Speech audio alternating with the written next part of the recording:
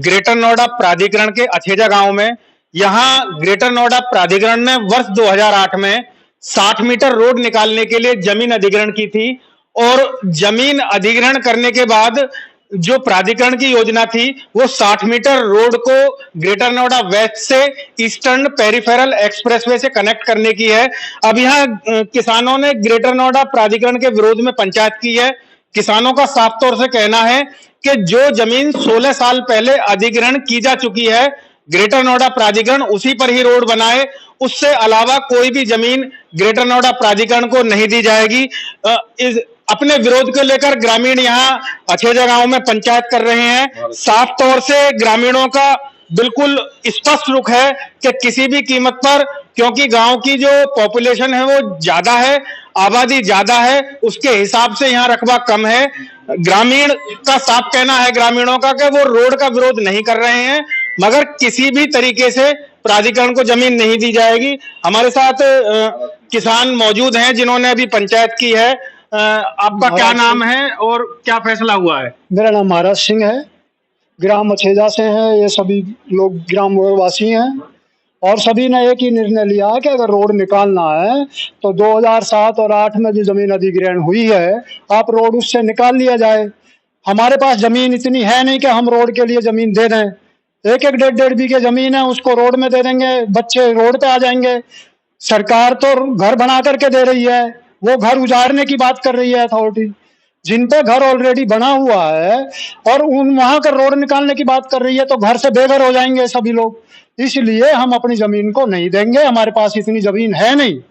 किसानों का साफ तौर से कहना है कि उनके पास एक एक डेढ़ बीघा जमीन है। आगे की जो उनकी जनरेशन है, पीढ़ी है, वो कहाँ रहेगी, ये हम बात करना। आपका क्या नाम है? मेरा नाम संदीप शर्मा है। प्राधिकरण क्यों जमीन लेना चाहता है जब वो पहले एक बार कर चुका है? क्या उस पर जमीन कम पड़ रही है? देखिए, प्राधिकरण की नीति हमेशा ही हमारे इस गौतम बुद्ध नगर जिले को लूटने खसोटने की रही है। मैं एक सामाजिक कार्यकर्ता होने के नाते मैं किसानों से भी जुड़ा हुआ हूँ। वर्ष 2007-8 के आसपास हमारी जमीन भी ईस्टर्न पेरिफेरल एक्सप्रेसवे में एक्वायर हुई थी। वहां पे भी किसानों के साथ अलाइनमेंट चेंज करके वहां पे भी किसानों से जमीन हड़पने का जो धोखाधड़ी की गई थी। जमीन पहले एक्वायर कर ली थी, उसका मुआवजा किसानों को दे दिया गया था। वर्ष 2016 में फिर दोबारा से अलाइनमेंट चेंज करके फिर और जमीन किसानों की अधिग्रहित की गई। अब अथॉरिटी से हमारा ये एक सवाल है, जब अथॉरिटी के पास ऑलरेडी वर्ष 2007-8 में यहाँ पे जमीन अधिग्रहित इस 60 मीटर रोड के लिए की गई हुई है, लेकिन फिर भी क्यों जमीन दूसरी वो अथॉरिटी लेना चाहती है?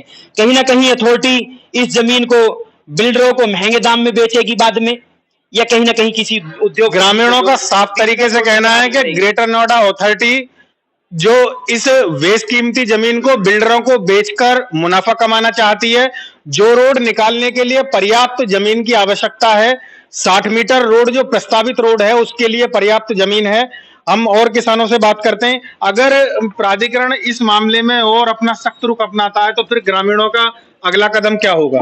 हमारी बिल्कुल प्राधिकरण को मीडिया बंधुओं की उनकी तरफ से बिल्कुल चेतावनी है कि हम अपनी जमीन नहीं देंगे।